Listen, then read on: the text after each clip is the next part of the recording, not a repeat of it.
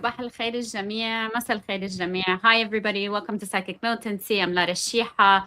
I'm joined today by two comrades in Beirut. I couldn't be happier that you're here, folks. Calla and Hussein, ahla wa sahla. Thank you so much for joining me. Thank you for having us. Thank you.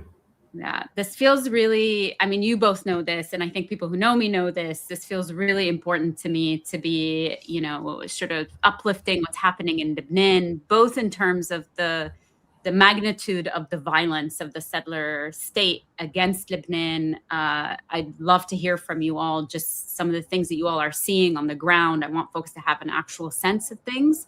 And of course, I wouldn't be me if I wasn't talking about resistance and what's actually happening for people fighting back and sustaining their will to live. But let's start off there, both of you. You're both there. You're both very engaged.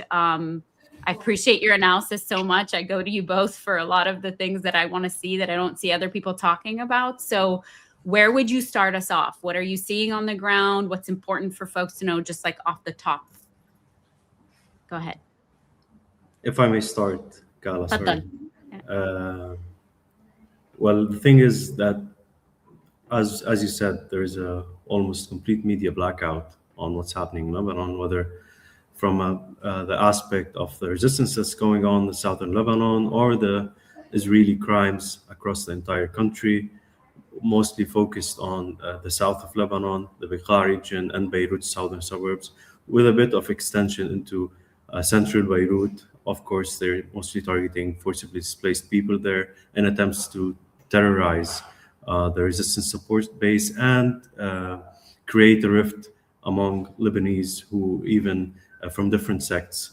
But it's just important to mention that since March 2, when the Zionists launched their war of aggression on Lebanon, no Zionist force has been able to advance inside Lebanon. The resistance so far has repelled all attempts to advance within southern Lebanon, destroying, and 2 days ago they destroyed 6 Israeli Merkava tanks in a sophisticated ambush in Taibe within a few hours in the same battle. Just today, early morning, the Israelis were trying to advance into Khiyam. They were not able to so far, despite the people must understand how much bombs the Israelis are dropping.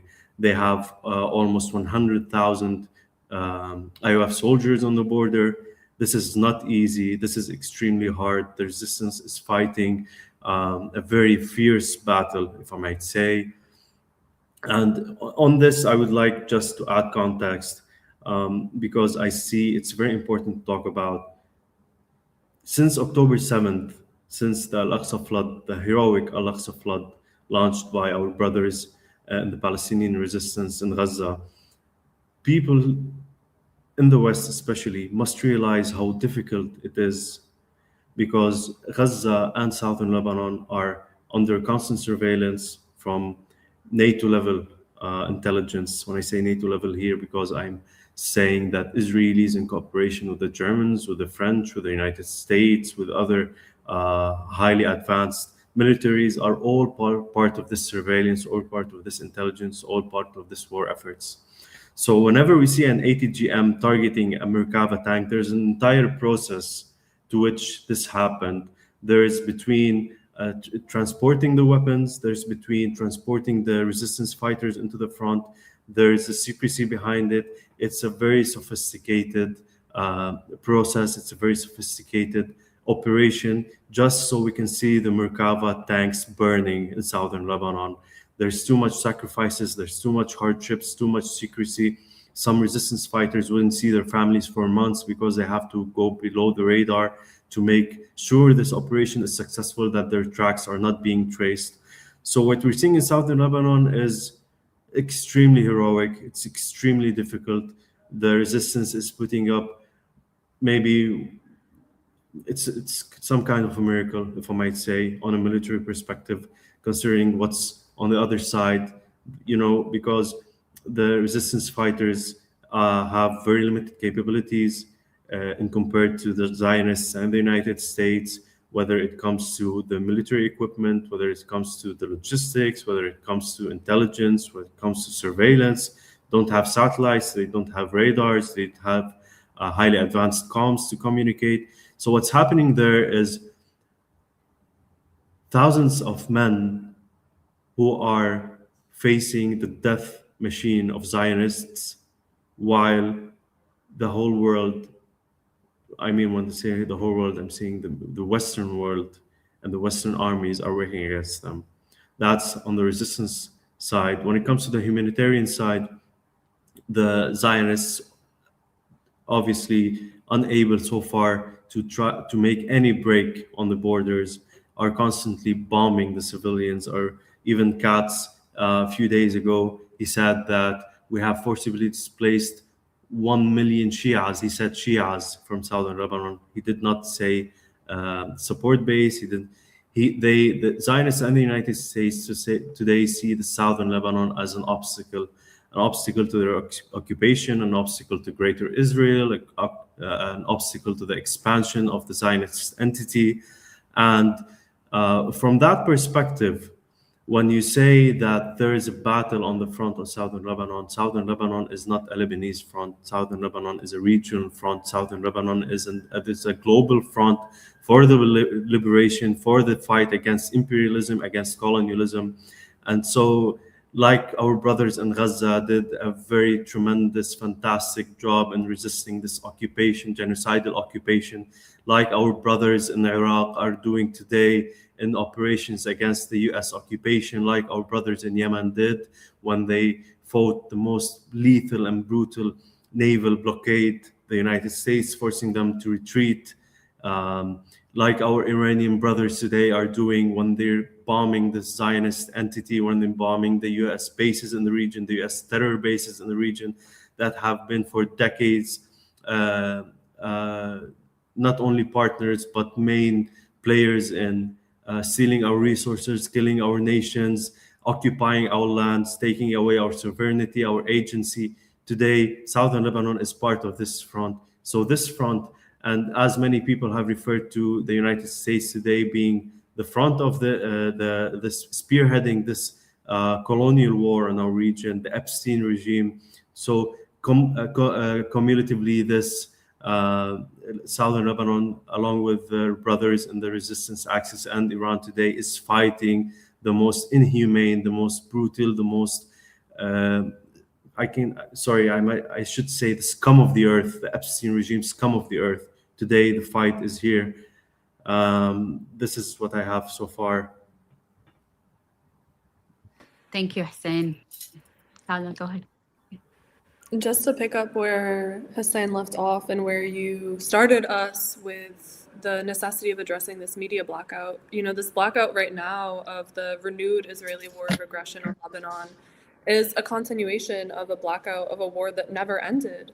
There were over 15,000 violations of the ceasefire over the course of these 15 months that got virtually no coverage in Western media whatsoever. Bombings every single day since November 24th, 2024. People were prevented from returning to their homes in the South. Reconstruction was prevented. Members of the resistance, their families, their communities, anyone working to rebuild southern Lebanon, to bring reconstruction equipment was being targeted and assassinated. Drones and surveillance never left Lebanese airspace. And this is why the resistance resumed its operations. And I think there's been a lot of defeatism and misunderstandings of the reasons the resistance would re-enter and would resume resistance operations at a great cost and at a great sacrifice, of course. But this shows the importance of not, believing in the enemy's propaganda that Hezbollah was completely defeated and weakened. In fact, a lot of the penetration they were able to achieve in the last war, whether it was internal infiltration, whether it was assassination of leadership, we're seeing now that it actually gave the resistance the time and the ability to rebuild and strengthen its capabilities to the point where they are achieving things they've never achieved before, like firing missiles 200 kilometers deep into occupied Palestine. There's been some other amazing achievements, such as repelling multiple airborne operation attempts in the Bekaa and eastern Lebanon, which were, of course, launched through Syrian airspace, which is another new obstacle that the resistance faces is the, completely hostile character of the new Syrian regime since the last war. And, I think there's also a lot to be said, not only of the psychology of the resistance community, but of the enemy and of the occupation forces, in that a lot of Israeli media is absolutely panicking that they cannot fight on two fronts at once.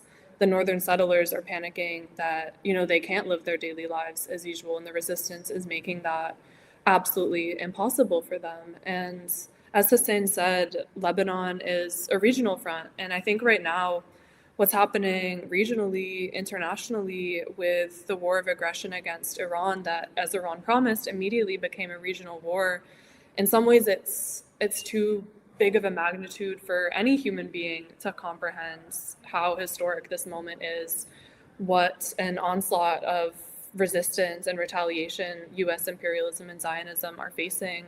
But we see that Iran is reportedly making IOF complete withdrawal from Lebanon a ceasefire condition, along with their other conditions. And the Iraqi resistance is also fighting for these measures.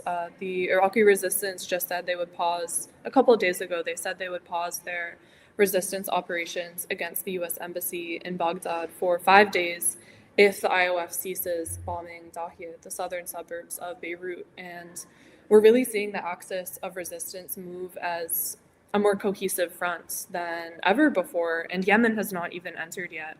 And we're seeing the desperation in the lies that the US, that the Israelis are putting out there in attempts to cover what is ultimately, them losing. And even though the losses on the resistance's side are always going to be greater numerically, the enemy is always going to have, greater technological capacity. That doesn't mean that victory is not tangible, that it's not promised to us. And I think that's important to keep in mind, and to not, echo this kind of enemy propaganda that unfortunately some people believed over the past 15 months and led them to feeling this defeatism. And above all, we hear this from the million displaced people within Lebanon who, if you see many interviews with these people sleeping in tents in the pouring rain in the streets, not a single person is complaining.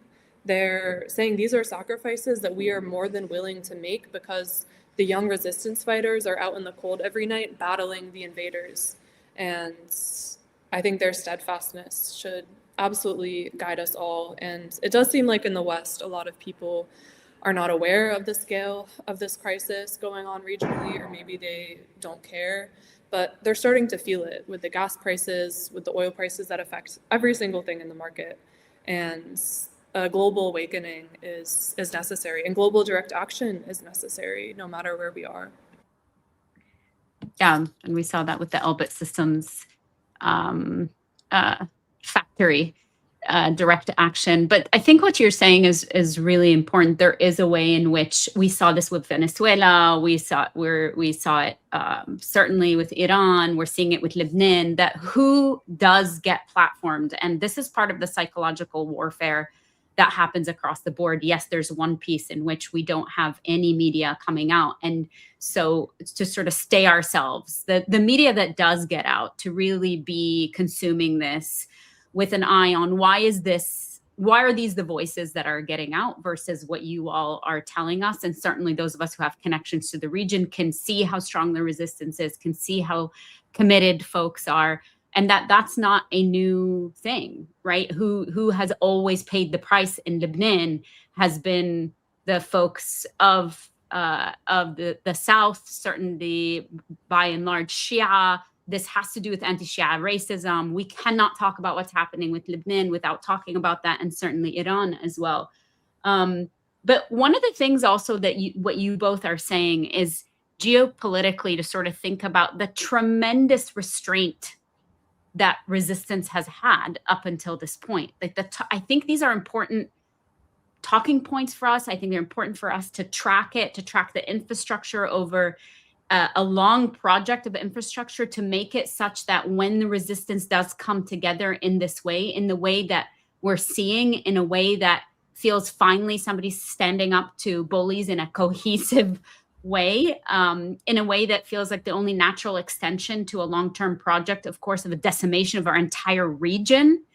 And on the flip side, saying that particularly Hezbollah, Iran has these capabilities, and many of us have known this, to also track and say and be certain that there has been a tremendous amount, not only of restraint, but also of political strategy, of being able to think about what this means for the region. This is not just a flippant, I wake up one day and I decide to drag the entire region in. It's to be clear on who are the forces that are dragging the entire region, who've been the forces for decades. And that's the forces of imperialism, of course, and Zionism. But really sort of wanting to check back in with you all about and what you're hearing around the restraint, the strategies. What are the most important things for folks to know as you are talking about that there is this media blackout and there are things they don't know? You all are on the ground. You're hearing what folks are saying. What is important for people to know, for people to be thinking about, for people not to be thinking about? What's important to know, I think that what you said is perfect regarding what happened that led to this. What's important to note here is that many might assume that what the resistance did was irrational, and many might assume that what the resistance did was impulsive. They think that they want to join this war because Iran is at war, which is in a sense could be part of it, but that's not the main reason. If you look at it from a Lebanese perspective, even for those who say that the resistance has dragged Lebanon into this war, what was happening not only 15 months ago, what was happening for decades? The Israelis have been occupying southern Lebanon until 2000, when the resistance was liberated Lebanon. Even before that, the Lebanese government has neglected southern Lebanon for a long while. It did not take part in any of the liberation attempts. In 2006, when the wars launched on Lebanon, even the Lebanese government then, when contacted by the US government under Condoleezza Rice, which came first to give us submission orders in return for a ceasefire, the resistance was able to put the ceasefire under its condition, which was the release of all Lebanese prisoners. Even Palestinians were released under that agreement then, and other Arab identities.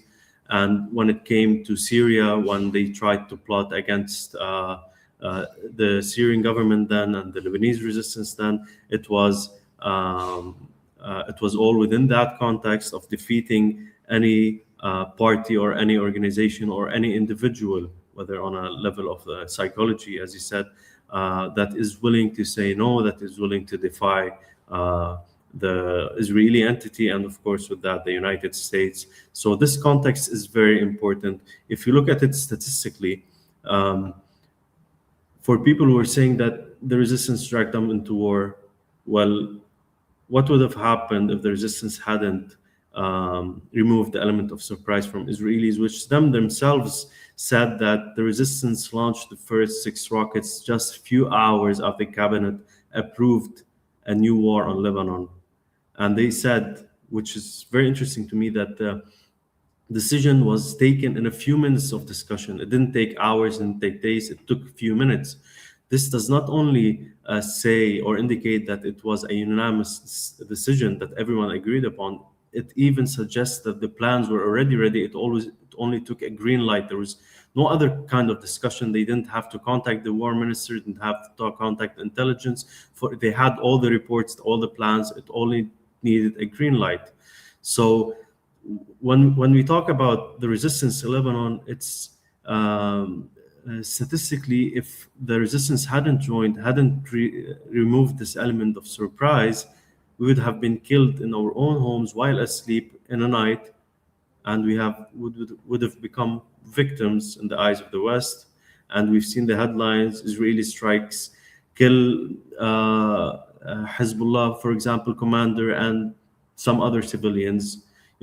And then maybe the Western liberals would talk about the victims in southern Lebanon, the victims in Beirut, Slahi, but eventually what matters is that you would have been destroyed and no one would care about you, no one would talk about you. They want someone who's weak, they want someone who doesn't fight back so they can cry about them, they make movies about them. Like every time we see the Americans who go into Iraq, go into Afghanistan, commit the massacres, and then they make movies about how psychologically difficult it was for them. This is what they want. They want a product. They want a product of victims. They want a product of dead people, which eventually would represent no kind of threat to them. And when I say threat, as in threat to their agendas, threat to their plots. So I think this is one of the main issues we're seeing today. And not dissimilar from what we saw in 2006 or anything before, which is what Calla was saying about, like, this is a long-term project. This is not new that there's a green light from the imperial war machine. Exactly.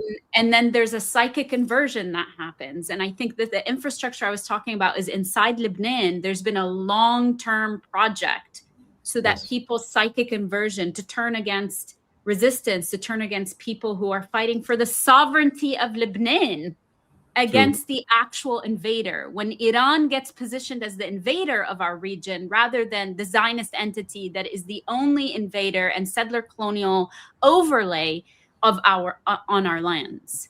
It's on our borders. That's right. Israel is not in another continent.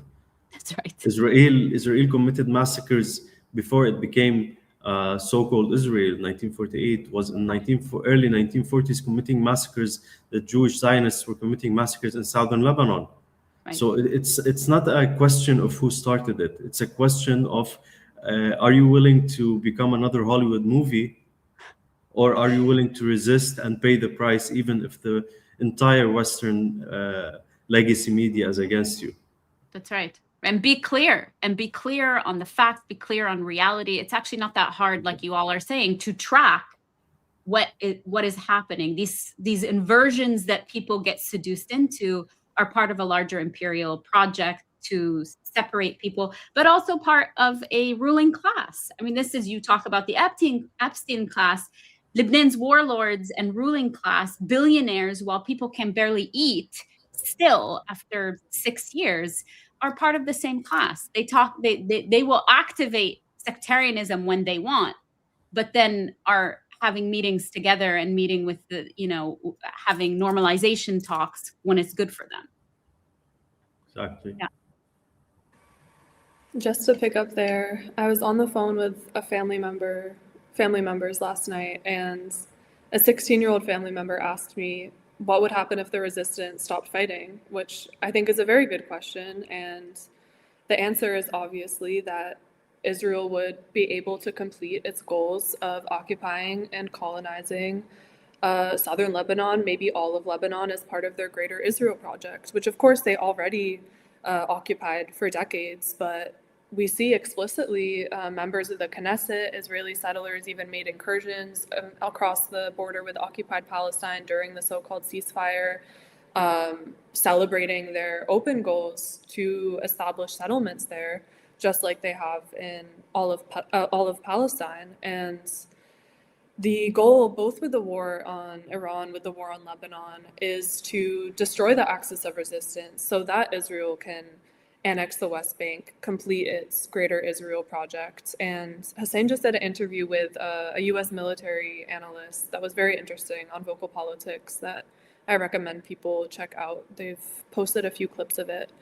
But Lebanon particularly is at a very decisive threshold in whether it's part of this Greater Israel project, because the resistance exists and it's strong and it has a lot of popular support. But at the same time, the government is US imposed. And I don't think it's seen as legitimate by most Lebanese people, even Lebanese people who might not support Hezbollah, they don't support the government. And it's, since the resistance resumed its operations against the occupation, it has banned all Hezbollah military activities. It's threatened and actually arrested some Hezbollah members going down to the south to fight, to defend the country.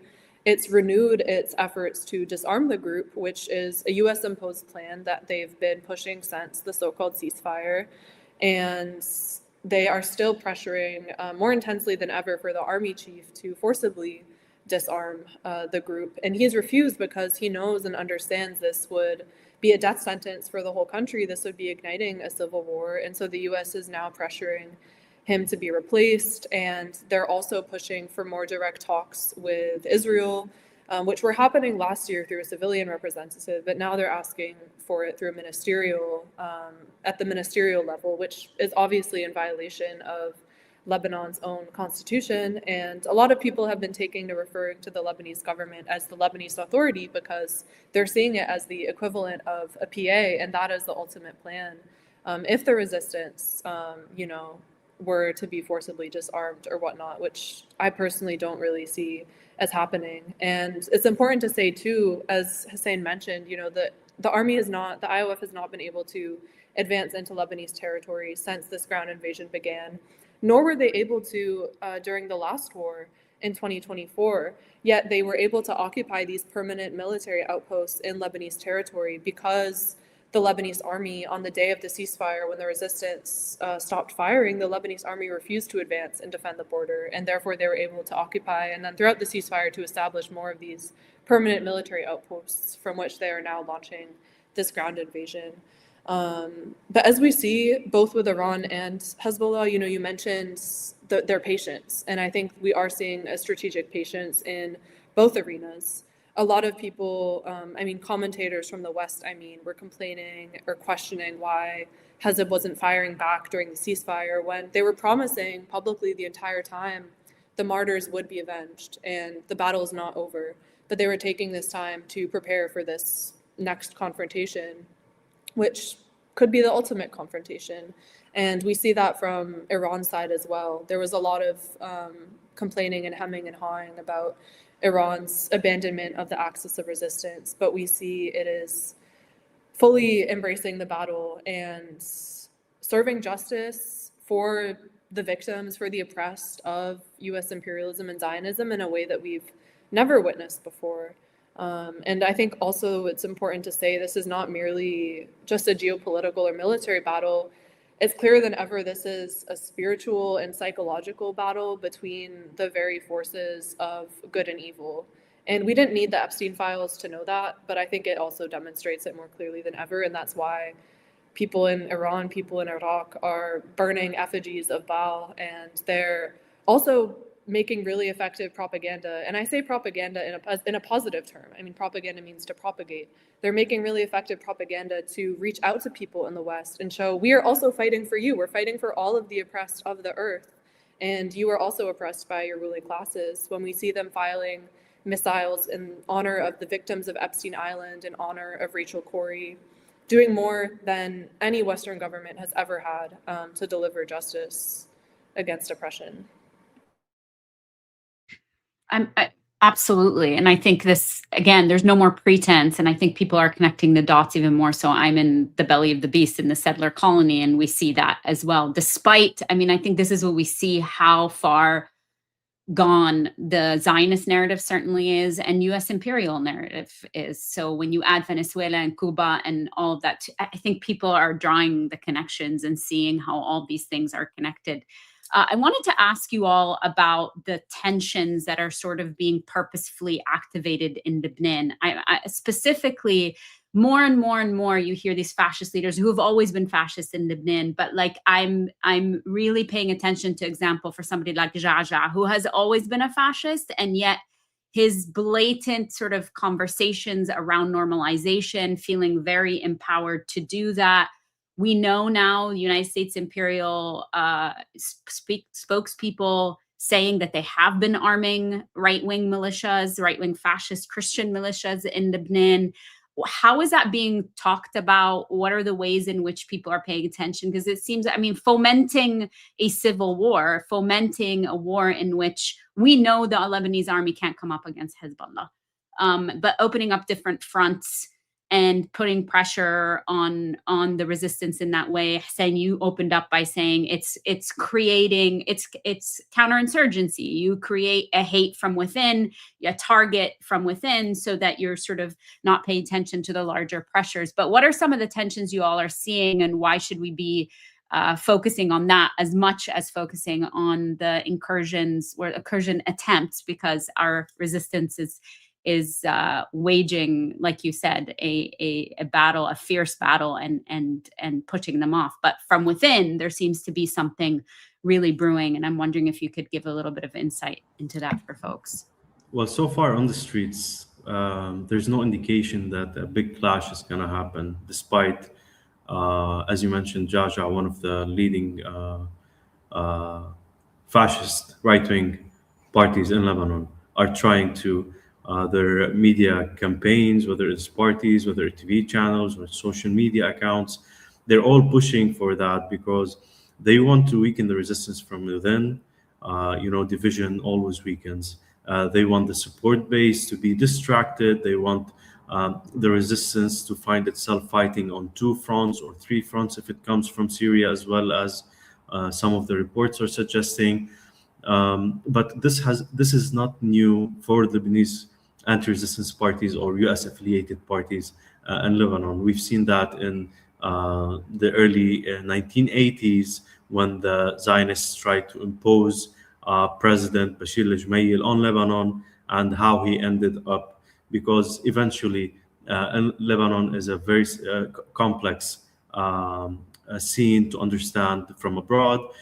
Lebanon is, while there are differences among the Lebanese, but eventually there is a stronger will for the community of the resistance. This is not saying only Shias, all kinds of resistance communities, all kinds of resistance parties in Lebanon have always had a very a red line, if you might say, a red line when it comes to the country being occupied, the country becoming Israeli settlement, a U.S. settlement, and I think this threshold has, this red line has put the anti-resistance parties at bay. They had more trimmed them down. They had made them more fearing any kind of aggressive or hostile action they might take against resistance and the resistance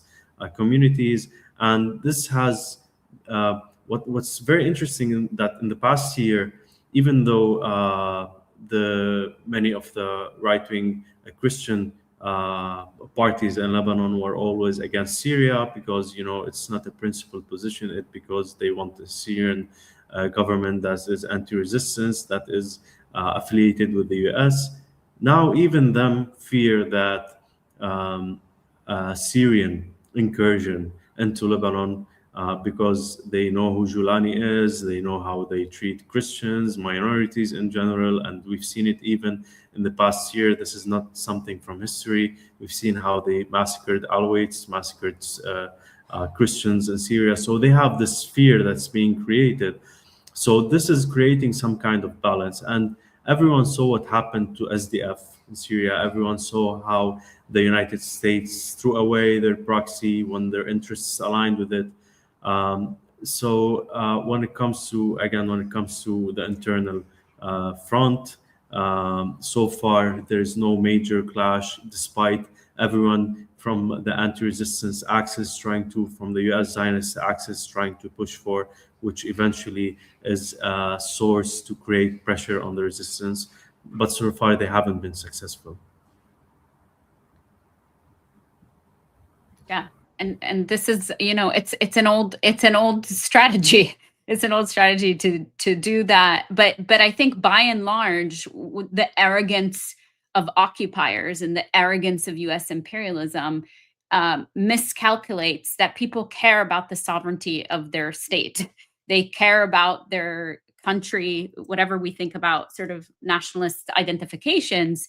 This is an important piece to talk about. And by and large, I think this is the piece that's very important for me because of the asymmetries of who is being fronted as representing the voice of Lebanon, just again, like other countries that we're seeing who are engaged in liberation struggles, that overwhelmingly people on the ground in Lebanon, overwhelmingly, just like what you said, Hussein, is not just Shia, are against US interventionism and understand the Zionist entity as the only intruder in our region. And that is the primary source of their suffering.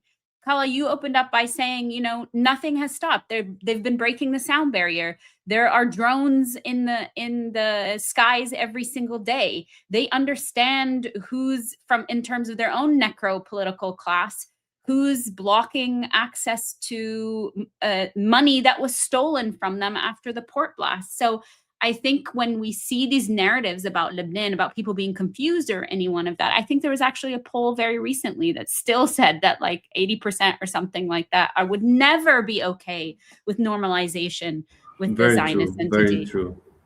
Yes, very true. This statistic, they always try when there's always this generalization that people are against Hezbollah, people are resistance in general. But I dare them to do a statistic, a very honest statistic on what the Lebanese consider an enemy to the country, and show the results to the people. They won't dare. It's always some kind of random statistic that they take samples from God knows where. Well, and it's always that, oh, see, the Lebanese are against the resistance. The Lebanese want to live freely with Zionists. Okay, show your data. Show how you made the statistic. They never do.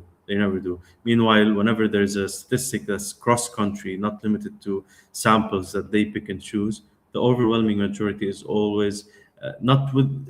Here, I want to make a difference. People could have their differences with the resistance, could have their political, ideological, whatever. There's always differences among all political parties, among all communities.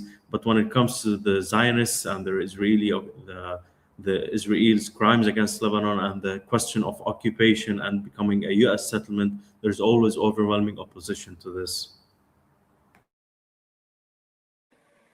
Just to add on there, you were both speaking to the failure to, sow internal division and ultimately cause regime change or defeat of the resistance.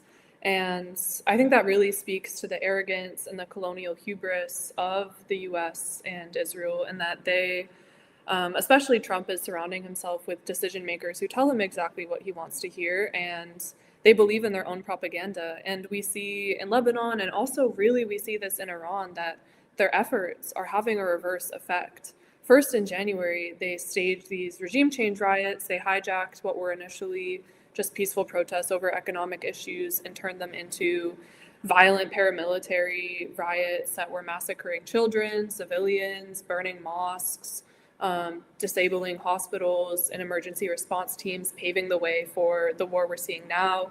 But that actually, people in Iran, Helia Doutaghi was saying this in an interview the other day, it actually strengthened the community in preparation for this war of aggression, or the Ramadan war, as they're calling it in Iran.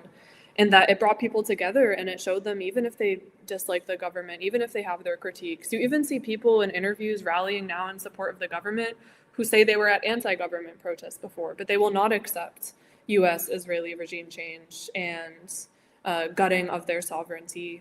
And it's really united people. I think in Lebanon, too, it's important to talk about the role that the U.S. and the West has in penetrating the society through NGOs. We're seeing that right now, where particularly British NGOs are pushing mass surveillance of people and collecting data on all the displaced communities to obviously eventually feed that directly into military targeting. We also see it in the media front. There's been a big case with MTV Lebanon, which for years and years has been a voice of US imperialism against the resistance, pro-normalization. And recently they released reports, I think they might have done this in the last war too, Hussein, correct me if I'm wrong, but they released reports basically designating buildings as Hezb targets. And then within hours, these targets were bombed by the IOF.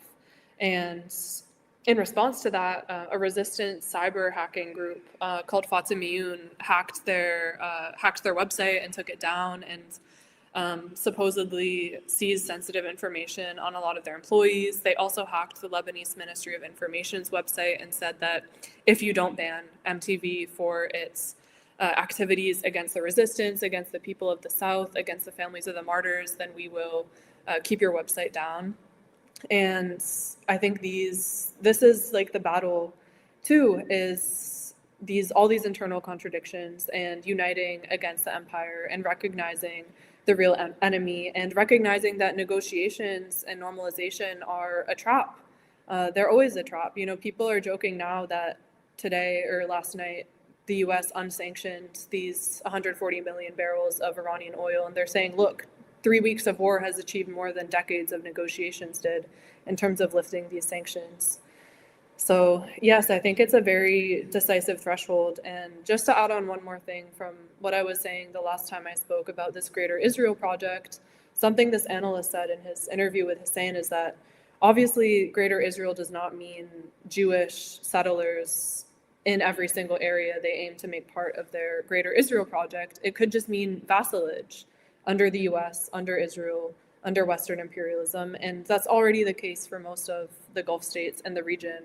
And Lebanon is at this threshold where the resistance exists and it's strong, but the government is effectively already a vassal of the West. And I think this is a very, very decisive moment, and that it's absolutely logical that the resistance would enter this war and resume its resistance operations, not only because the occupation was already planning a preemptive strike and they reversed that equation and struck them first, but also because in many ways the choice was to fight together now with all of the Axis or to fight alone later, and we don't know what those conditions would look like. To absolutely refuse the reconfiguration of the region in the eyes of empire and colonialism, which again has been a long-term project. People in the chat are sort of getting tickled about MTV. MTV is Mur TV, which is owned by a billionaire in Lebanon. This is the thing, that these media outlets are also owned by a billionaire class that has always been hand in hand with imperial motives as well.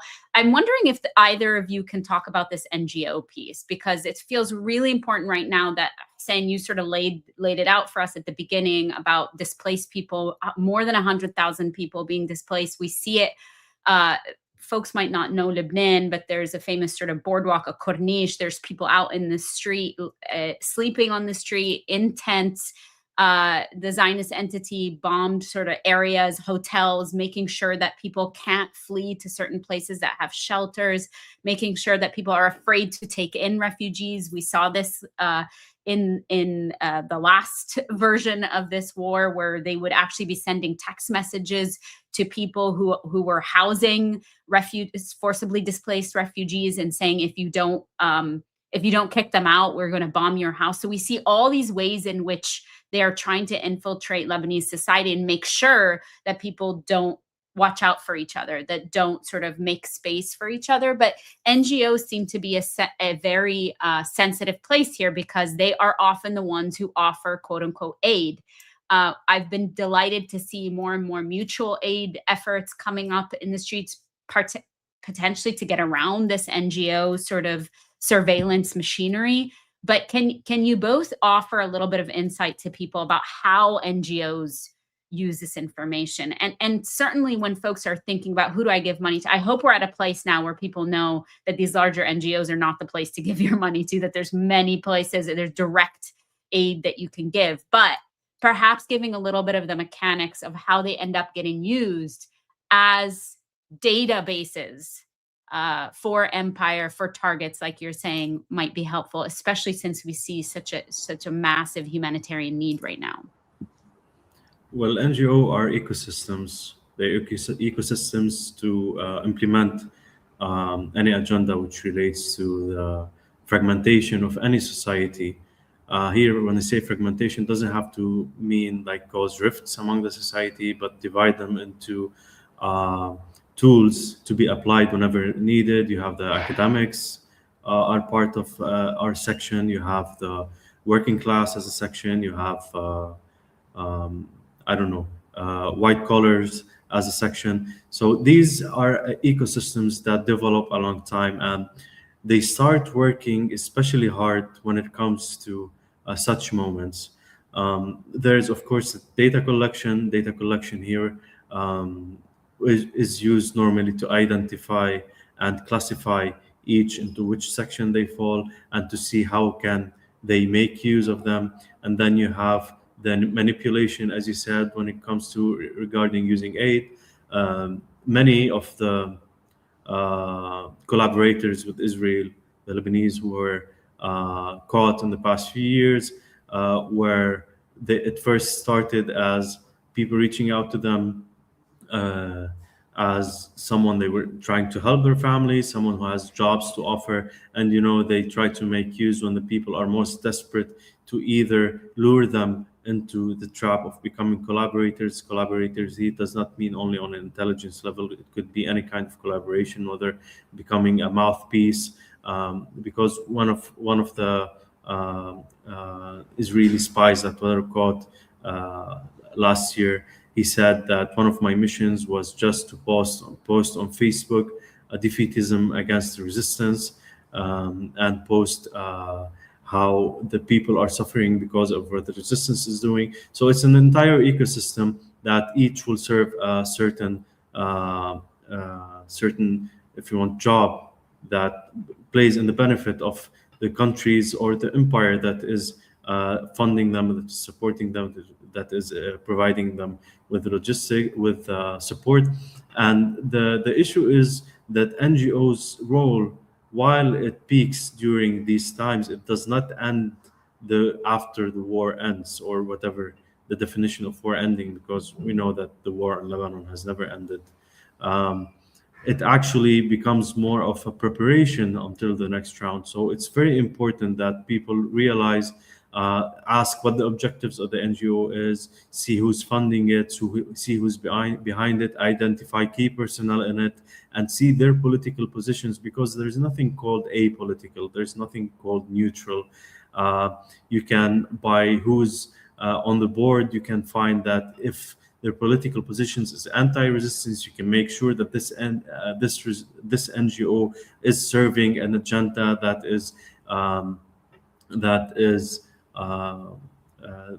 is against the communities that are choosing not to be occupied, not to be under imposed US or Zionist dominance. So I hope that people listening to this make sure that they're always asking, they're always making sure, and not to assume that, of course, this person is against resistance, but they mean well. Look, they're helping. No, this is not the case. This is not how it goes. Maybe it's not an experience that you directly faced, but I'm sure others have faced, knowingly or unknowingly, and indirectly you're helping them building this database, building this classification, so they could serve for future intents and future agendas.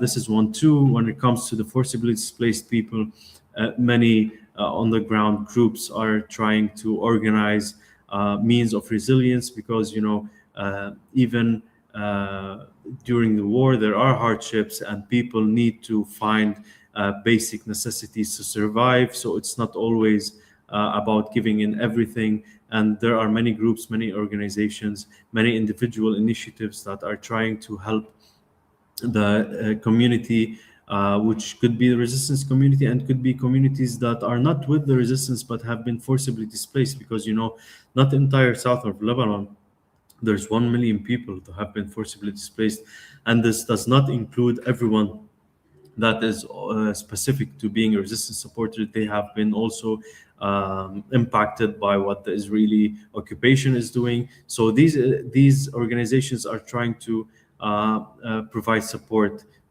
for the forcibly displaced, and we hope soon that we can see days where these people, these heroic people, these people who have sacrificed for decades, their families, see the honor and the dignity they deserve, whether it's provided by the Lebanese government or even provided by their own communities. Absolutely. And I dropped a link in for folks. There's a mutual aid group and sort of called Tansiqiyya Sha'biyya Lebanon, which is a sort of organization, a popular communal movement that are organizing together to make sure that forcibly displaced people have access to care. So make sure you check that out. And like Hussein's saying, most importantly is always double check, where is this where's this information coming from? What could it be being used? What is it shoring up? What is it trying to destabilize?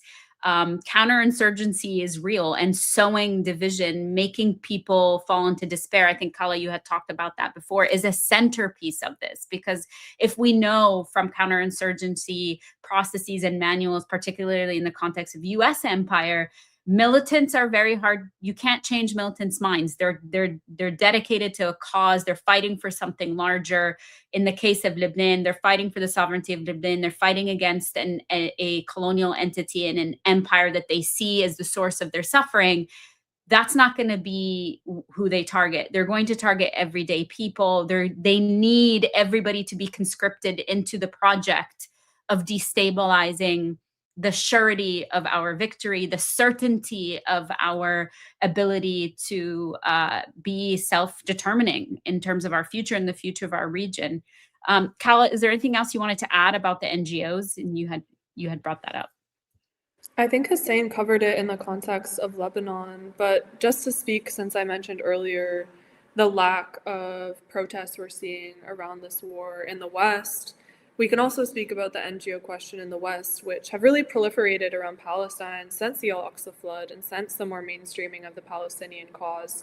And it's not to say that there aren't NGOs doing very good work in the case of Palestine, especially those doing work on the grounds in Gaza. But the NGOs have also had this effect of watering down the Palestinian cause. We talked about this on the last podcast we did together, Lara, but the creation of this palatable, non-threatening, pro-Palestine position as the cause was more mainstreamed, which is how you end up with someone like Zohran Mamdani, and also the deliberate severing of the Palestinian issue from the question of armed resistance, or even the question of Palestinian armed resistance from the axis of resistance as a whole, which has to do with anti-Shia, anti-Iran sentiment.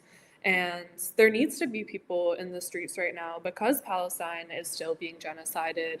The so-called Board of Peace is trying to complete its complete colonization of Gaza. And also people are being massacred in Lebanon, in Iran, in Iraq. And we need to see militant protest against this, both mass protest and, as we saw yesterday, this incredible direct action in the Czech Republic by this new group called the Earthquake Faction, which when I saw the pictures, I thought that factory was hit by a missile because it was literally burnt to the ground. But they committed arson. They burnt the factory down with probably equipment that cost less than $1,000. Probably the most expensive equipment they used was the GoPros through which they recorded the action, which some people might say is not good digital security, but I think is really important to show the power of doing such an action, to show that anyone can really do this kind of thing, and that we have a duty to escalate too. You know, even beyond these lockdowns to weapons factories, even vandalism alone, like it's not sufficient at this point. And as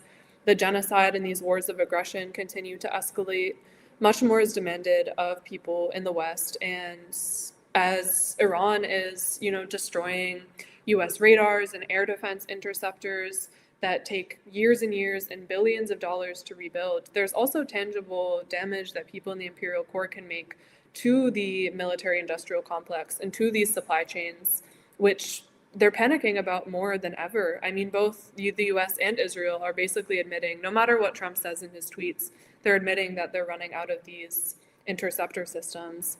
And Iran, on the other hand, has much more efficient indigenous military production capacity and able to keep going and sustaining their resistance for a long time. And so I hope people, if they didn't already, to go check out that group, to subscribe to their Telegram, continue to follow these direct actions, and understand that just because there's this so-called ceasefire in Gaza since the end of last year, that doesn't mean protests should stop. In fact, it should be escalated more than ever. Yeah. I'm sorry, I just want to comment on something Calla said, which is very important. First of all, I would like to send a message to the brave heroes of the Earthquake Faction. Someone sent me the tweet, when I first saw it, as Calla mentioned, I thought it was an Israeli Elbit Systems factory that was struck by a missile. And when I saw that actually several members who are unknown, which makes it even more beautiful. They did an act of sacrifice that no one will know about, no one will see their faces, They did it selflessly. It was very joyful thing to do on a humane level, on a humanitarian level. While we're sitting here in Lebanon and the bombs are all around us, this was a very beautiful sight to see. And I would like also to mention here Palestine Action, especially Palestine Action UK, for their tremendous, brave, and heroic work. The Palestine Action members who were freed from injustice, imprisonment just recently. All we like to offer all the nice feelings, all nice words here from Lebanon.